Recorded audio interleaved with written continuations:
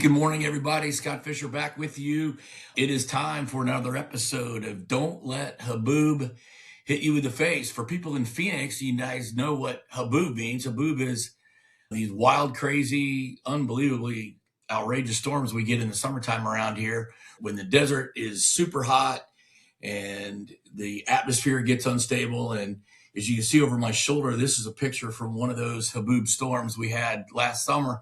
And that's Arizona State University, as the 65-mile wide wall of dirt, mile high, covered the city. And behind it was rain and thunderstorms and big winds, and trees came down. Early in the day, we didn't have any idea that storm was coming, but oh my, by 3:34 that afternoon, it was all over us.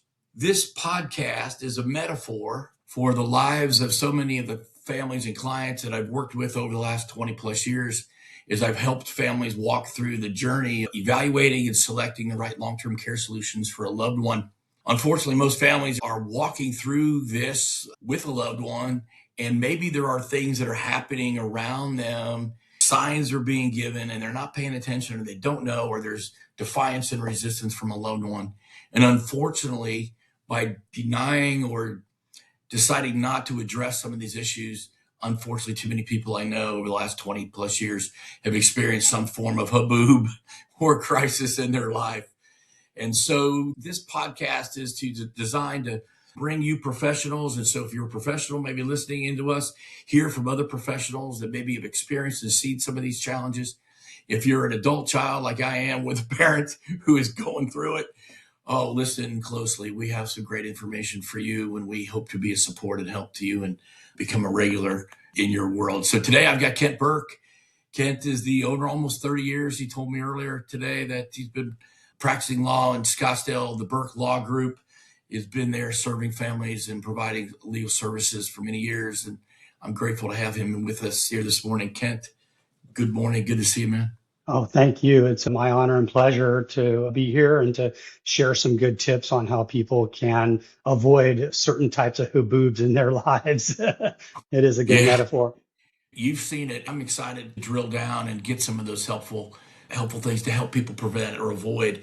But I think it's important to recognize or not ignore what is often to happen. I was at a home of a husband and wife last night, Kent, and we were doing our assessment. We have an assessment tool that really gives some great detail, gives some predictive elements to it. And when you show somebody what's really going on in their house and put it in front of them of sound mind, it really registers with them to maybe reconsider that they are overestimating their safety at home or their situation. I'm sure you've seen tons of that over the years where people are just not fully focused on the issues. Oh, totally. Yes. Many sad examples. Tell us, everybody, a little bit about your practice, and then we'll kind of dive in from there.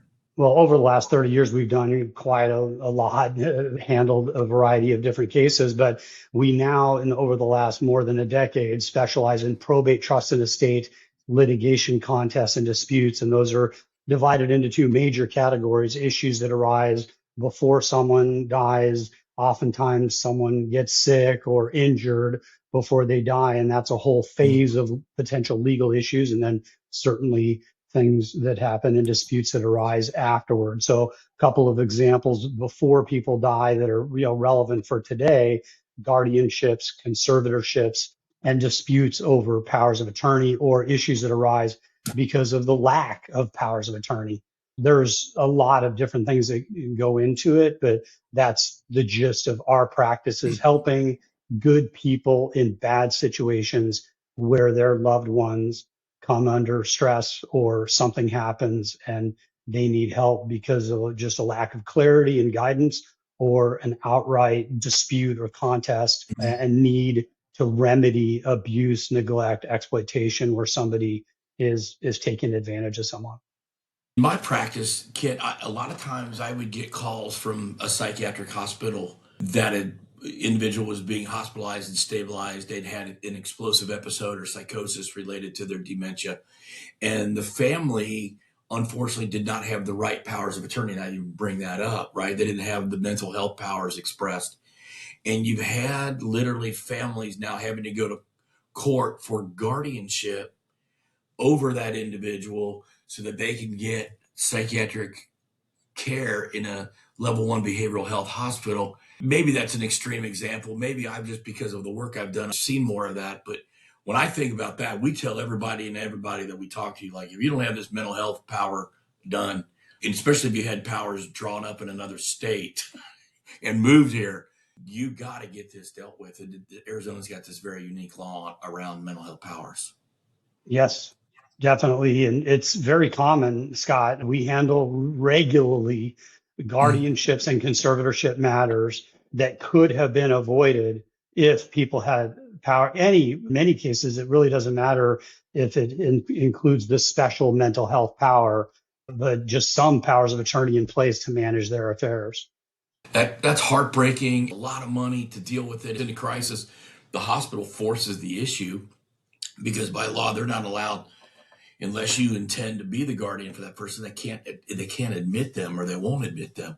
So it gets to be real messy. Sorry, there's dozens of examples of where third parties are refusing to accept the direction of a surrogate, an agent that would be acting on behalf of the vulnerable adult, whether it's a title company, a medical provider, even outside the extreme example of a inpatient mental health admission. Guardianships and conservatorships come up in much more routine type things. That's nuts. That's when you say it's routine or you have lots of cases like that. What does that tell you, or how much education do we need as the general public about these issues? It's significant, right? Well, I mean, just continuing to get the word out about making sure that you are prepared and engaged. And more specifically, as we've already touched on, is to make sure you have all the proper documents in place to deal with things that are highly probable to happen. Like at some point or another, as you age, you're going to need the assistance of somebody at one point or another. So why not account for it now and save your family the drama, the expense, and the delay of getting the care and assistance you need, many times to protect yourself from being taken advantage of. And I have several specific tips I can give on that, and we could talk about some examples. I've got a few questions for you, but I'm actually on the periphery right now helping a family who's kind of in the boat you're talking about. So husband and wife moved here to Arizona from California. He's a bit older than she is, but he was in the financial services industries for a number of years. Had 2 big strokes, left him impaired. Now he functions fine. He walks and talks, and you wouldn't necessarily know it by watching him, but he got tangled up in a financial thing, gave away like over $100,000, was scammed out of it. His wife, to protect her and the kids, and he's become agitated, where he used to be kind of a grumpy guy periodically, I guess. Now he snaps like he's had a brain injury almost. You know what I mean? Where people have brain injury, they lose that ability for impulse control and their filters get dampened. And so now she's in court against her husband to be his guardian.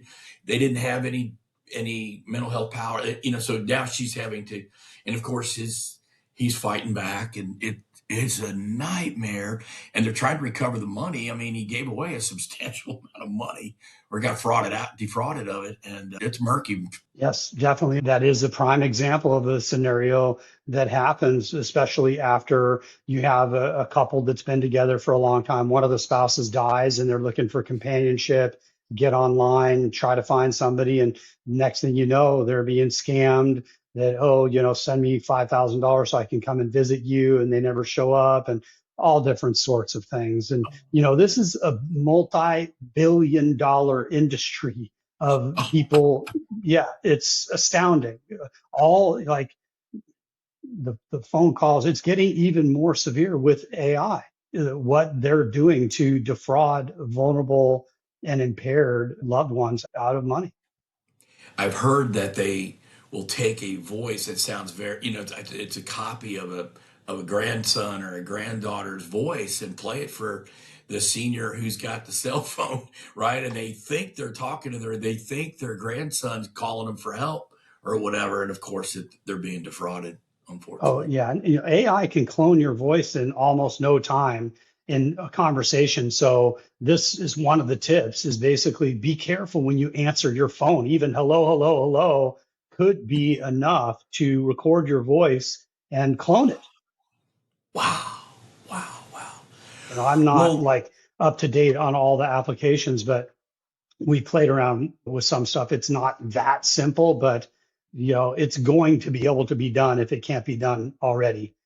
who would have thought? So Who'd have thought 10 years ago we could do what we do now with the AI? So where this is going. yeah, Oh man, with your experience and your wisdom that you've gleaned over the years, if there are other professionals listening to us, and there are, would you have some words for other attorneys and suggestions that maybe things that they should be thinking about when they have their clients in the office that maybe they might not be thinking about? sure. I have 7 or 8 specific items, but I want to sort of add one that I just touched on. And I think it's in my notes anyway, but be familiar with, if you're not using AI, you need to pay attention. If you're on Instagram or Facebook or any of these social media platforms, a good portion of the content you're seeing is AI generated now, and it looks real already. So just be careful in what you're consuming and be familiar with the technology that's available to clone your voice, to create other real looking material, whether it's video, audio, documents, those kinds of things. The methods and the means by which these criminals are going to try to scam people is just going to grow exponentially. So stay educated and familiar. Yeah. And there's a lot of specific tips in terms of, don't share your personal information, don't respond to unknown emails, don't go to websites unless you authenticate them and make sure they're legitimate, particularly anything to do with health or financial records, anything that you expect to be kept private. It feels like more attempts to break into our world is happening through our cell. The thing about cell phones years ago is that you didn't get all the spam calls. Remember, they were all at our house, so we all moved to the cell phones.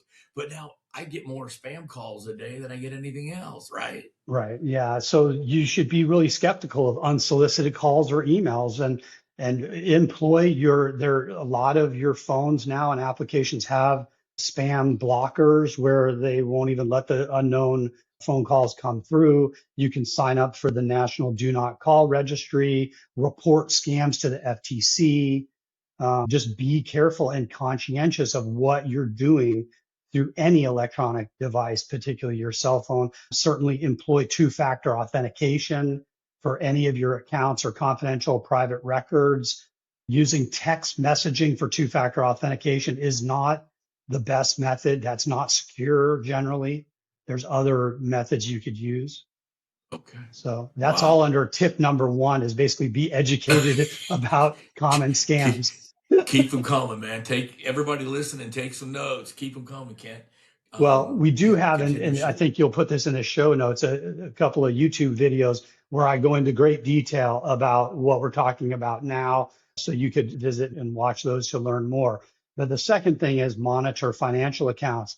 There's certain banking laws that if you get a statement and it shows something that you know is fraudulent, you need to bring it up to your financial institution within a certain amount of time. And if you don't, then you're on the hook, not them. But if you challenge it, within a certain amount of time, the financial institution may be obligated or may otherwise just take care of it for you. And certainly, irrespective of all that, the sooner you become aware of things, the better that you could put a stop to it. And what I'm talking about here is more specifically how family members can protect their loved ones from being taken advantage of. So you need to be engaged and educated and helping your loved ones, whether it's parents or elderly loved ones, or even vulnerable younger people. Specifically, my brother has autism, and he has been a victim of a fraud scam where he presented a forged check, not knowing the difference, a forged check to a bank. Without getting into too much detail, the bank knew it was forged, I believe, and they reported him anyway. He got charged with fraud, forgery, and we got it all dismissed. But monitoring and making sure that these people are not getting access and involved in these dark web scams where people are going to be taking advantage of them, check credit reports, appoint a trusted loved one to monitor and be engaged. If I say I wish more people would, as it relates to the things you're talking about, Yeah. anything specific come to mind? If I had to pick one thing, it would be get powers of attorney in place, and to be really proactive and precautious, it would be, or cautious, it would be included inpatient mental health authority. So what I'm talking about is financial powers of attorney and mental health as well as medical powers of attorney. There's other Yeah. methods that you could employ to have people manage certain of your affairs, like financial accounts. You can add people as joint signers, whatever. But be careful, because that opens another can of worms where mom or dad just puts Jimmy on the account to pay the bills. And they don't realize the default rule when you add someone to an account, they own the account when you die. That's the default rule, unless you specify otherwise. So that's why I say powers of attorney instead of like putting everybody on accounts and things like that, at least for the financial. Yeah. Here's a situation I see come up with in our world today. There's a lot more blended families than there were 40 years or 30 years ago. You know, adult kids, and I'm a blended family. I have adult children. Stacy has adult children. What is the order of authority, I guess, so that, you know, husband and wife are aging, maybe that this is their second marriage, dad's now getting demented, mom, the wife, is his primary power at that point. What authority or what input do the adult kids have, if any? I remember a wacky case a few years back when the radio personality Casey Kasem wife was keeping him, when he had Alzheimer's disease, kind of away from him. That was the story, away from his adult kids. So it just came to me, just, is there some light you could shed on that issue? You are a family that have blended adults altogether here. It's just reinforcing what I just said. Get powers of attorney in place, because the agent who's designated under the power of attorney is the one that's going to have the authority. And if Right. there's a dispute over what's happening or whether that agent is doing a good job, then other family members could file for guardianship or conservatorship. Or there's a statute, ARS 14-5316, obligates a guardian, at least, if not an agent under powers of attorney, to maintain relationships with family members. So if the agent in your example, the Casey Kasem matter, was blocking access, at least under Arizona law, there's an avenue for the family members to either say that the designated agent should be disqualified and someone else should be appointed, or that contact and visitation should be allowed. But to the real point, it's be careful who you pick as your agent under the power of attorney to make sure that they're not going to isolate and seclude you from other important family members without good reason. Yeah. Do husbands and wives default to each other if they're his, if they haven't done powers? And in blended families, it's a mix. It really just depends. My own father originally designated me and my brother, and he just changed it to his wife that he's been with for like 10 years. So Yeah, yeah. My dad was remarried and he had made his wife, and unfortunately, she and I didn't see eye to eye at all. And when Dad passed, my world was blocked out of hers. I mean, she kind of took the ball and went on with it. Over the years, I imagine you've seen some people in your office that have had some. I mean, we're talking about it. Is there an episode in mind or a particular situation? You mentioned your brother where Haboob walked into your office. You went, "Wow." yeah, They so the ironic thing about my brother's situation is his affairs were all being managed well, but for this charge, this criminal charge. So we ended up filing for guardianship and conservatorship so as to now have it all part of the court record that he's not capable from that perspective if he gets taken advantage of, whatever. But there was no management issue that arose that necessitated guardianship in his cases.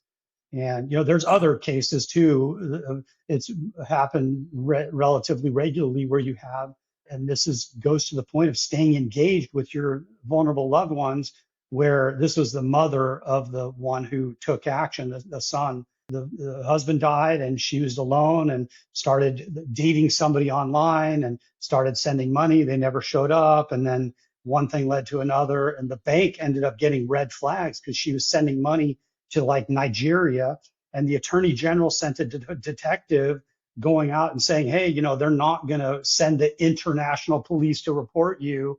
Stop sending them money. And like the next day, she tried to send them like 10 grand. And that luckily the bank stopped it. And we had to go into guardianship for her to deprive her of access to her own money because she had no idea that what she was doing was fraudulent. She believed it. Yeah. That's just one example, but it's close enough to there's many other flavors of Well, that scenario. well, Ken, I'm thinking about it. The number one healthcare issue in the state of Arizona, I was part of a healthcare committee through our attorney general's office for a number of years. And after years of studying this, there's two gigantic issues, and they're kind of 1 and 1A that facing aging Arizonans.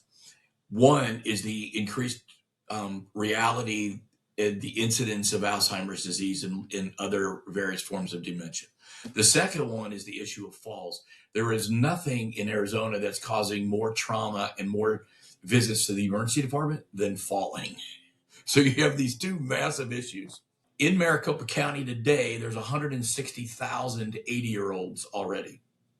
In Maricopa County today, there's already 1,000,000 65-year-olds, and a whole bunch of us are at 62, 63, 64. We're looking over the fence going, here comes Medicare.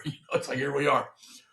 So Maricopa County is very top heavy, right? We're very exposed to the reality of what I just said about Alzheimer's and falls. Inside dementia, and this is the sweet spot that you're talking about, before people have full-blown dementia where they maybe don't know their name or can't recognize their loved ones, judgment, insight, problem solving, those are classic signs of early dementia, mild cognitive impairment, when people are most vulnerable. And this is where they really get targeted because they're still using their phones. They're still living at home, and everybody's trying to help them stay home safely. And here's where the vulnerable really steps in it, or the really shows up, I guess is what I'm trying to say. Yeah, definitely. So just a few tips, other tips, check for recorded deeds. You can sign up in I think all Arizona counties now have a deed register where you can sign up for property alerts if someone records a deed affecting your property. That's a no-brainer. Watch the mail for suspicious activity. There's a whole bunch of things that you could, be alert to. Set up paperless billing to avoid going through the mail, certainly shred sensitive mail. Generally, foster open communication. There's some level of an embarrassment factor if a parent or other impaired loved one is taken advantage of. It's a really tough conversation to have. And this is why the incidence of abuse, neglect, and exploitation is underreported severely. So you just have to stay engaged. And I see it more often where you have the parent that's living in Arizona and there's children or other family members that are living out of state. So it's extra important to stay engaged and foster open communication and certainly seek professional guidance where appropriate. You mentioned embarrassment. My mom got a call. The Maricopa County Sheriff's Department is coming to serve you a warrant for your arrest unless you pay your back taxes in your IRS bill. That's the phone call she got. I knew something was weird, Kent, because mom wasn't driving any longer, and I had set her up with Uber. So I start getting alerts on my phone that she's Ubering around. Not a big deal, except the two trips happened within about 10 minutes of each other, and they were like $6 each. And I'm like, where'd you go for like $6? From her apartment complex to the Fry's, it was only about a quarter or half a mile. 2 round trips. The sheriff told her, you need to get us some Apple gift cards, scratch off the numbers, and then read us those numbers, and you can pay your back taxes with that. Mom panicked.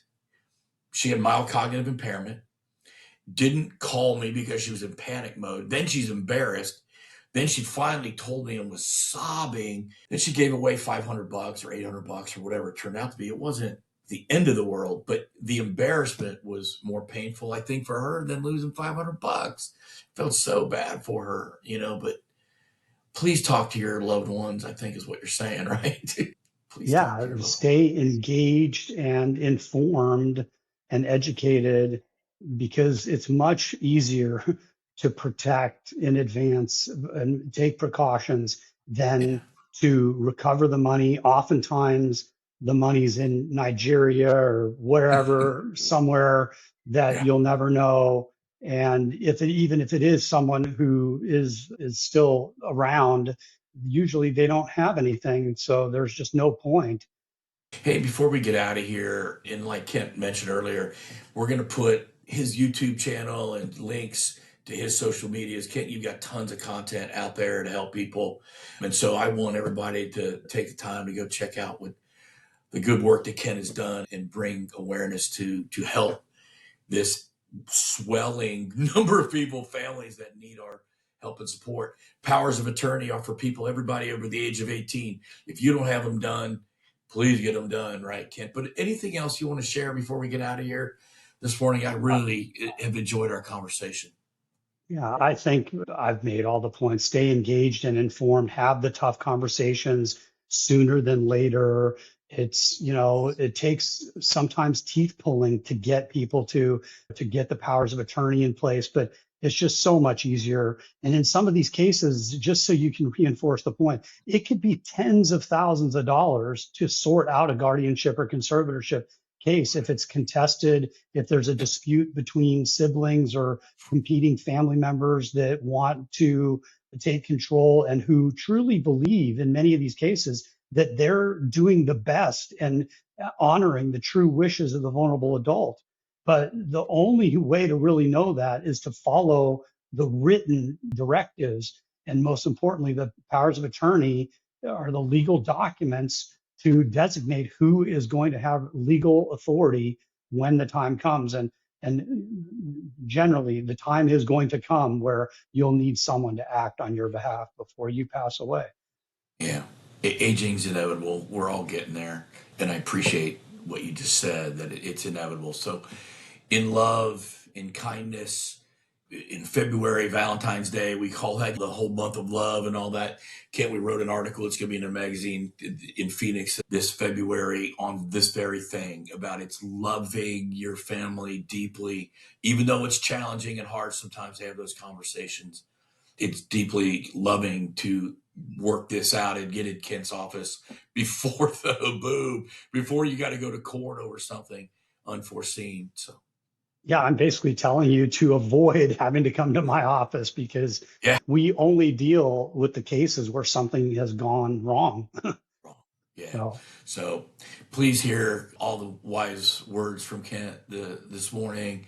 Kent, I thank you for being a guest on the podcast. I'm excited to get this out for everybody. You can check us out on Spotify, Apple, YouTube ourselves. We're glad that you joined us this morning. Kent, thank you so much. Have a great start to your 2026. Take care. you too, Scott. All right. Be good. Thank you.